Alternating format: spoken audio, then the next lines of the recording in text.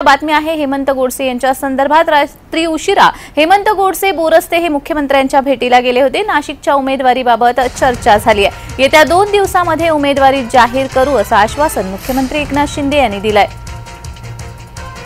मुख्यमंत्री एकनाथ शिंदे यांची हेमंत गोडसे आणि बोरस्ते यांनी भेट घेतली।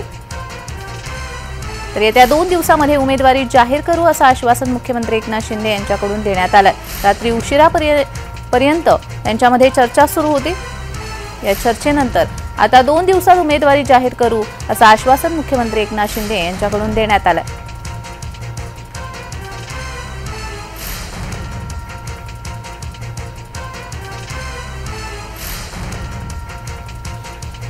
तर या संदर्भात अधिक माहिती देण्यासाठी आमचे प्रतिनिधी किरण गोटूर हे आपल्याशी जोडले गेले आहेत।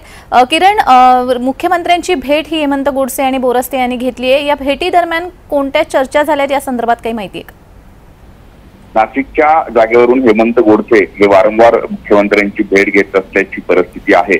अगदी काही दिवसांपूर्वीच नाशिकच्या जागेसंदर्भात जे हेमंत गोडसे असतील किंवा नाशिकच्या शिवसेनेच्या पदाधिकाऱ्यांनी मुख्यमंत्र्यांची भेट घेऊन ही जागा नाशिकलाच मिळावी अशा पद्धतीने दावा केलेला होता। पण मागच्या काही दिवसांपासून जर आपण बघितलं तर नाशिकच्या जागेवरती महायुतीमधल्या तिन्ही पक्षांनी दावा केलेला आहे आणि त्यामुळे हा जो नाशिकचा पेच आहे तो वाढलेला आहे। अगदी काही दिवसांपूर्वी भुजबळ यांनी स्वतः पत्रकार परिषद घेत मी माझी जे उमेदवारी मागे घेतो अशा पद्धतीची घोषणा केल्यानंतर त्या हेमंत गोडसेंचा मार्ग मोकळा होईल असं वाटत असताना भाजप पुन्हा ऍक्टिव्ह झालेला आहे। भाजपने पुन्हा एकदा नाशिकच्या जागेवरती दावा केलेला आहे। खरं तर भाजपकडनं ठाणे ऐवजी नाशिकची जागा त्या अशा पद्धतीचा प्रस्ताव देण्यात आलेला आहे आणि त्यामुळेच नाशिकचा जो निर्णय आहे तो लांबणीवर पडल्याची सूत्रांची माहिती आहे। आणि त्याच मुद्द्यावरती पुन्हा एकदा रात्री जे हेमंत गोडसे असतील किंवा अजय बोरस्ते असतील या दोघांनीही मुख्यमंत्र्यांची भेट घेऊन नाशिकच्या जागेसंदर्भात चर्चा एकूणच केल्याची माहिती आहे।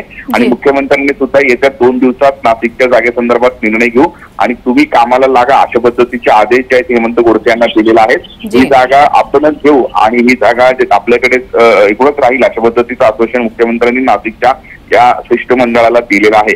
त्यामुळे नाशिकची जागा शिवसेनेला सुटेल अशा पद्धतीची विश्वास जे हेमंत गोडसे यांना आहे आणि ज्या हेमंत गोडसेंना कामाला लागण्याचे सुद्धा आदेश मुख्यमंत्र्यांनी दिलेला आहे।